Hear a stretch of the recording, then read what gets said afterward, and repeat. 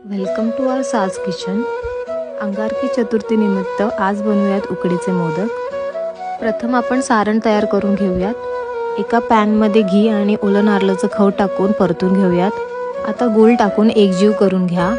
आता ड्रायफ्रुट्स, भाजलेली खसखस, जायफळ आणि वेलची पावडर टाका। आता वरून केसर टाकूयात। आता उकळ घेण्यासाठी एका पातेल्यात पाणी आणि दूध घालून उकळी घेऊयात। मग त्यात तांदूळाचे पिठी घालून मिक्स करून घेऊया। आता एका परातीत उकड काढून घ्या आणि चांगलं मळून घेऊया। पिठाचा एक गोळा घेऊन त्याची पारी करून घेऊया। मग त्याच्या 11 किंवा 21 पाकळ्या पाडून घ्या। आता त्यात सारण भरून अलगद प्रेस करून घेऊया।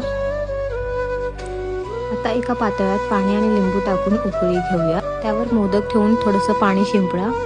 आता झाकण देऊन 15 मिनिटं वाफेवर शिजवा। तयार आहेत आपले उकडीचे मोदक। जर रेसिपी आवडली असेल तर नक्की लाईक आणि शेअर करा।